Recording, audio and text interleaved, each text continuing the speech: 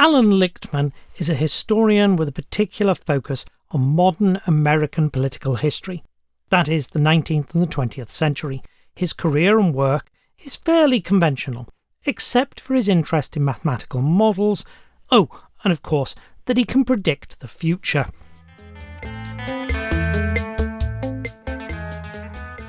The 13 Keys, the title of a popular book by Lichtman, are a model based on historical patterns in US presidential elections. This model, it is claimed, will predict the outcome of future presidential elections, and it has been used to successfully predict 9 of the last 10. That historical patterns might be used to predict future events has been a serious topic of conversation since at least the 19th century. But the distinctive feature of such models is that they have been universally wrong. In the 1990s, reviewers looking at this had pretty much the same response. Reynolds compared it to gambling and wrote, "To reduce presidential elections to the predictable results wrought by 13 keys is akin to handicapping horse races. Many bettors claim to have developed a system, but such systems do not always prove infallible," which in the understatement typical of academic reviews is about as damning as it gets. And in 1991, the model just hadn't made very many predictions. But now, in 2024, the model can claim 10 elections in a row, all predicted in writing in advance. And that's important. The predictions were published in advance. And the model, maybe, got 9 out of 10. Just to be clear, I'm not really interested in the politics of this. Okay, yeah, I'm quite interested in the politics of this. I'm a bit of a politics nerd. I am not a nerd. Issa's not a politics nerd, but she puts up with it when I talk about it. But I'm interested in this sort of stuff, and Issa and I have been discussing it for quite a while, and that's not what the channel's about. And it's going to be hard for us to disentangle those two things, and I'm not entirely sure that we're going to be completely successful at it. But the point here is to explore what Lichtman's ideas imply for the purposes of historical theory, not to look at them from the point of view of current politics or what's actually happening, though inevitably we have to talk about some of those things in the process. Let me start by looking at the model. Lichtman begins with a conventional historical analysis of the field he worked in, 19th and 20th century US political history. Based on that analysis, Lichtman framed a general hypothesis, namely that the electorate tend to vote based on a rational assessment of the record of the governing party, not in response to the campaign. And it's worth noting that's almost the exact opposite of what most people who work in politics think happens. So far, very conventional history. Then, based on that hypothesis, Lichtman created a series of true-false statements, and for every presidential election from 1860 to 1980, recorded whether each statement was true or false. Generally, this process of turning natural language concepts into logical categories amenable to mathematical models is called coding. It's not unique to this work. You can find it in anthropology, sociology, and other subjects concerned with modelling society. Those factors were compared against the outcome, specifically which candidate won the popular vote. With Kelly-Sporrock, Lichtman then sifted the statements to arrive at a list of 13 which were particularly sensitive to the outcome. The maths here is pretty simple and amounts to essentially looking to see if a statement is true more often when the incumbent wins than when the challenger wins. It does do my head in that the tables in the articles I've seen use 0 to stand for true and 1 to stand for false, but the reason for that is that the end result, the prediction, is that if you count how many statements are false, it will tell you who will win. 5 or fewer false statements, the incumbent wins. 6 or more, the challenger wins. And it's hard to argue with the track record.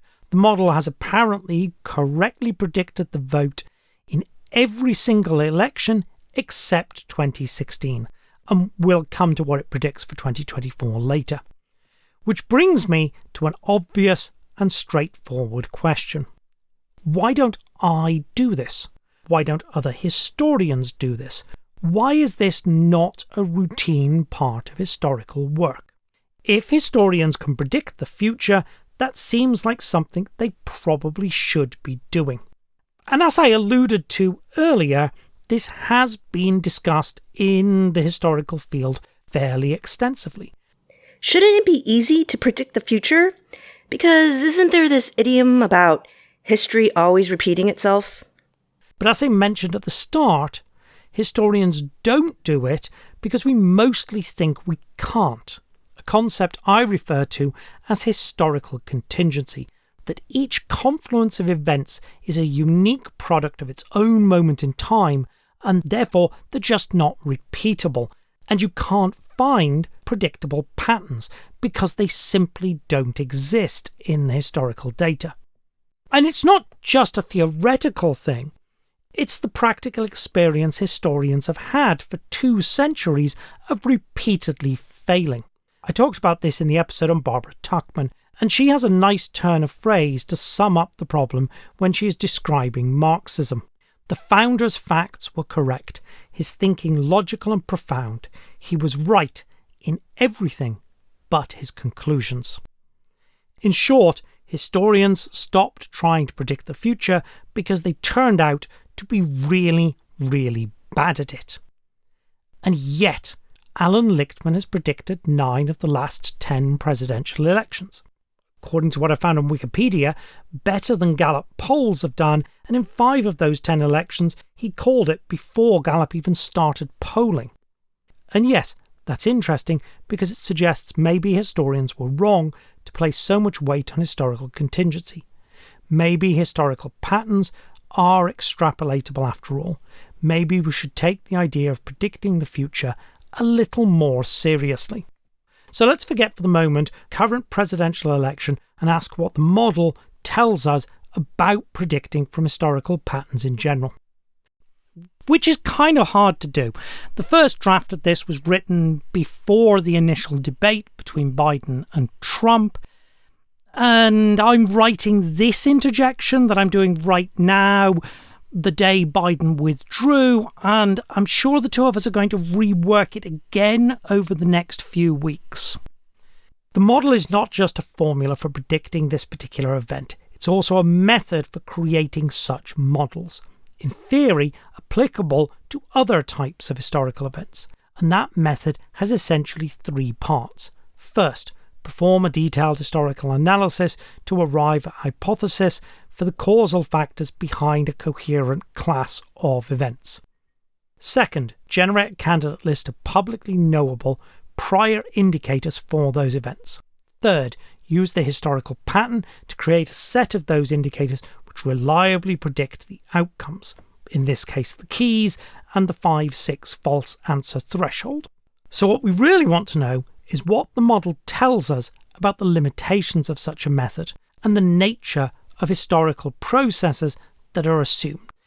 In the 1990s, several reviewers took issue with the subjectivity or ambiguity of the true-false statements in the model. Isa and I had a very similar experience when we tried to independently use it. We got the same result and similar answers, not quite the same answers as each other, and not the same ones Lichtman got. And yeah, we're going to come back to Vandermeer's remark on scandal, which is key 9. But while it's easy to level this critique against the analysis that was made by Lichtman of the elections from 1860 to 1980, they can obviously involve a degree of post hoc rationalisation. It's not so easy to apply it to predictions. Those are made in advance. Lichtman doesn't get to fudge his answers to match the result because after 1980, he doesn't know the result. That wasn't quite the issue I had.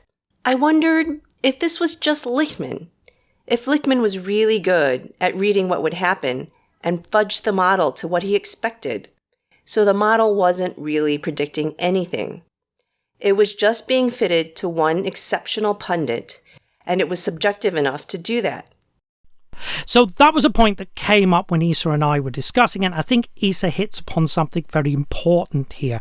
Initially, when we discussed it, I thought it all seemed very unlikely. The subjectivity thing just didn't really seem to me to work, and the original script reflects that, because I didn't see how Lichtman engaged in a virtuoso display of punditry, but then created this enormous smokescreen to pretend that it was something else that was allowing him to make the predictions.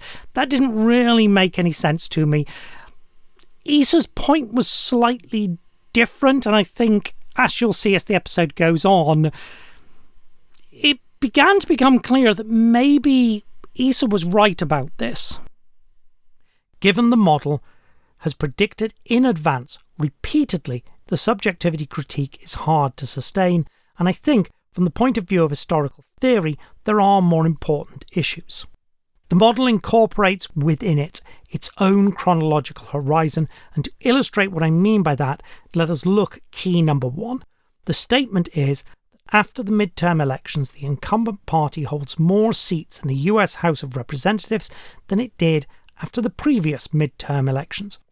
If you are not familiar with the US system, the House of Representatives has an election between each presidential election. So exactly 2 years before a presidential election, you get those results, and you objectively know which way key 1 is turned, true or false.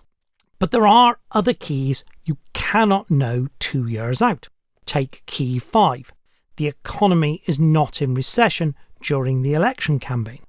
Recession's a technical term. It's 2 consecutive quarters of negative growth, and due to when these figures are reported, that means in practice the first 2 quarters, January to July of the election year, maybe occasionally the second 2, which means you cannot know if this is false until election year, and you cannot know it's true until just a few months before the election itself.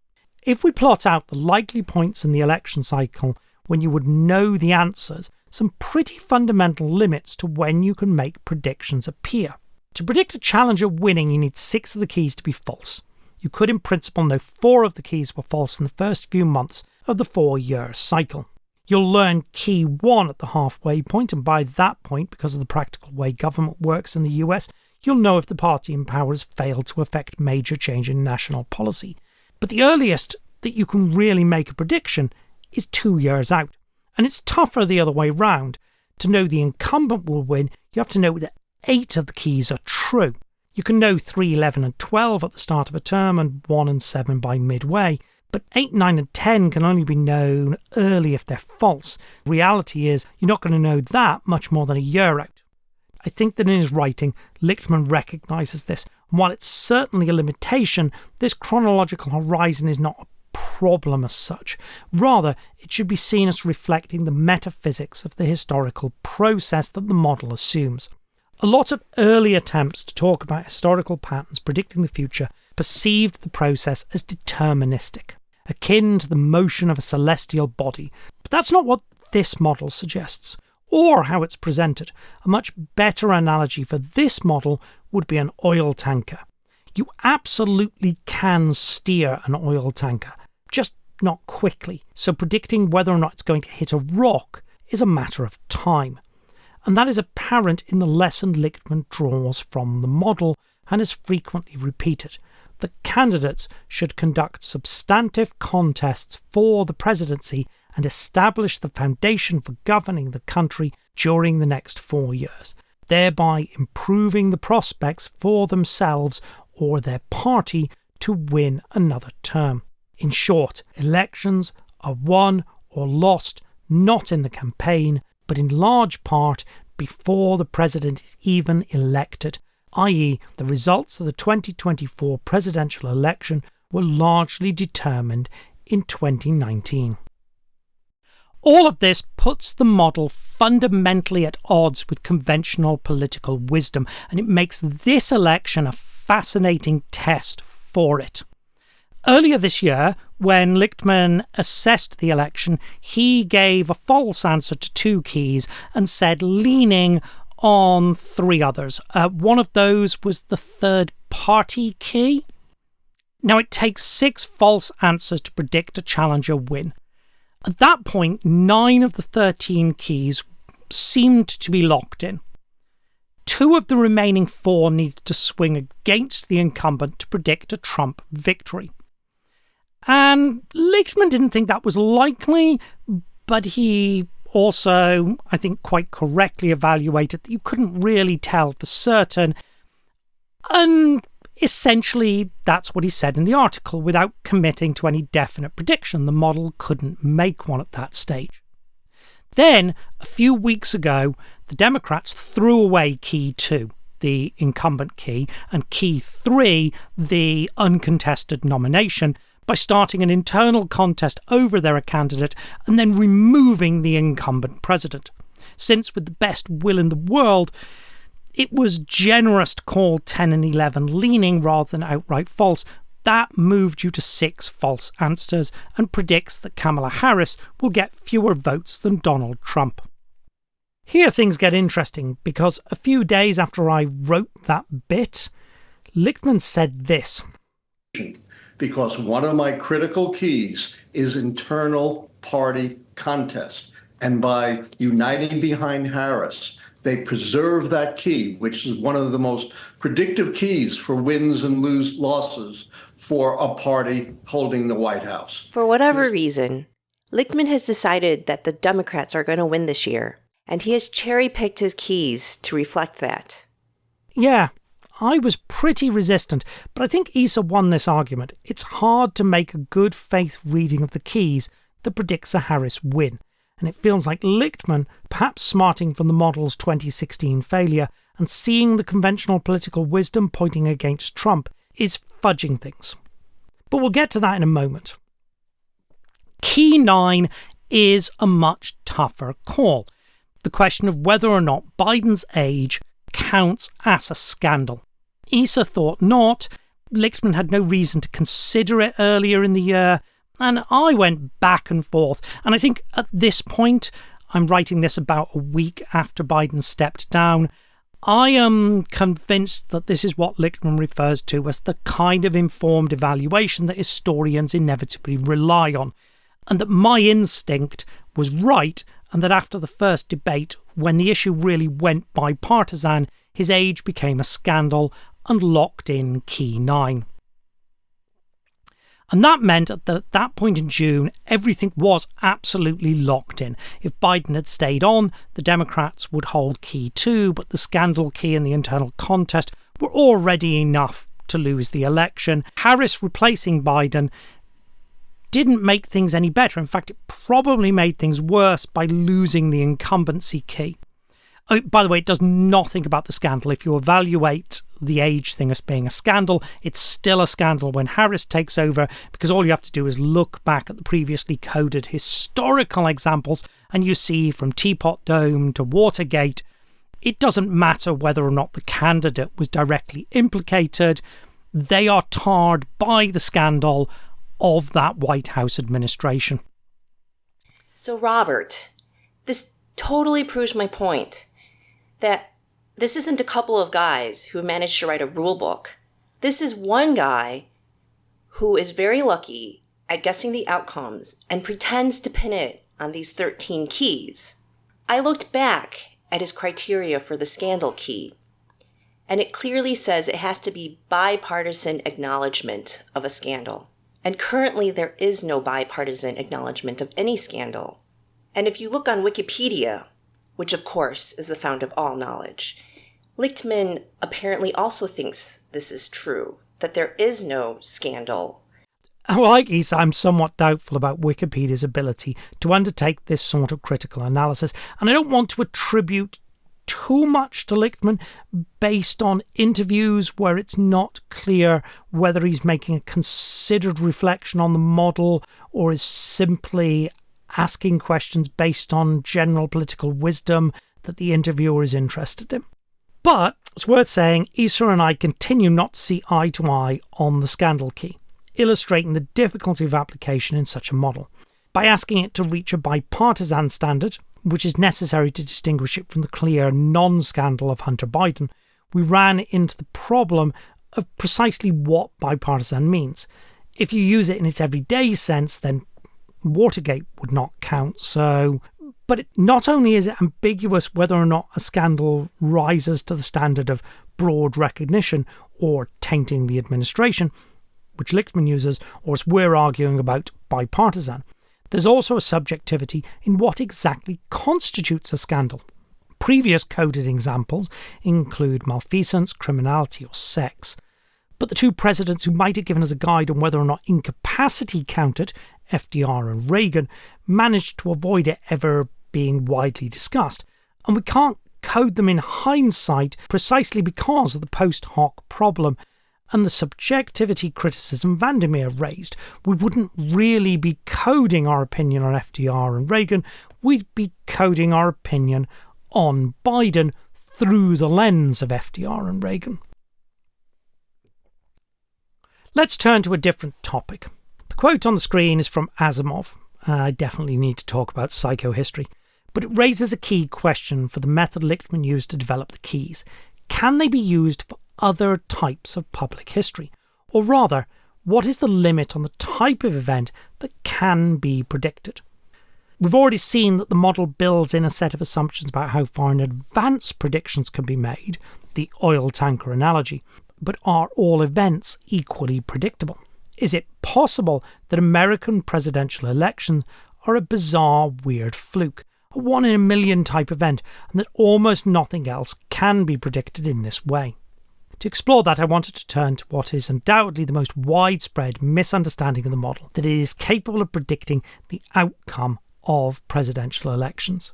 The confusion between the popular vote and the actual winner is very widespread. And yes, Lichtman himself has frequently muddied the waters on this very point. How do we know what the model predicts? Simple. In the data set of historical elections, there are two cases where the candidate who won the popular vote did not become the president, 1876 and 1888. And since creating the model required a coding step, a decision had to be made on whether these would count as wins for the candidate who got the most votes or the candidate who became president. Lichtman selected most votes. So let's ask what happens if you make the opposite call, if you code those two events based on who became president. Our first step would be to switch the coding to move the 1876 result to the incumbent wins and the 1888 to the challenger wins. But that creates a problem. It alters the number of false answers which result in incumbent wins and the number that result in challenger wins. In the existing coding, every election in which 5 or fewer answers were false resulted in an incumbent win. Every election with 6 or more, a challenger win. With our swap of the 1876 and 1888 results, that is no longer true. Wins solely for the incumbent occur only with 4 or fewer false answers, and for challengers only with 10 or more. So we would have to conclude that any situation where the number of false answers could fall between 5 and 9 was impossible to predict, which would make the model pretty much useless. Out of the last 10 elections, it would have been possible to make a prediction only for the incumbent wins in 1984, 1988, 2004 and 2012, and those likely only at a point where most conventional methods would have been able to call the result anyway. There are two ways to look at that. Quite reasonably, you could point out it is not enough to swap these two results, that I ought to have gone back, generated a new hypothesis based on an analysis of the Electoral College, and coded a new set of statements. And absolutely yes, that. But you could also argue that the reason Lichtman didn't do that is it was inherently much harder to predict the actions of a handful of congressmen or judges, and you just weren't going to get a good model for the winner of the election in the way you appear to be able to get for the winner of the popular vote. The narrow point here is that the model is not capable of predicting the actual winner because it simply does not work that way. The more interesting and much wider point is that maybe certain types of events are just inherently not predictable by reference to historical patterns. I suggested earlier that historians, having tried to do this for several centuries and largely given up because their track record was pretty awful. ironically at almost exactly the moment Lichtman started. Which I think brings us to the end of the episode and the wider historiographic. I'm just going to take over this podcast right now to save you from listening to Robert drone on and be very polite and say things like, well, maybe we can extrapolate this model. No, you can't extrapolate this model. It's Lichtman. It's not the model. Let's be honest here. Lichtman has decided who's going to go into the White House, and he just turns keys as needed to justify his answer, which is totally fine. But I don't think we should read any more into this than that. I think we can only say that Lichtman is very good at doing what he does. Conventional historical wisdom was right all along, and 200 years of getting it wrong doesn't get overridden by one guy getting lucky this one time. I think it's still interesting because we have somebody who's been very lucky at predicting White House outcomes, but we should just leave it at that. Anyway, it's been fun to look at this, and thank you for listening.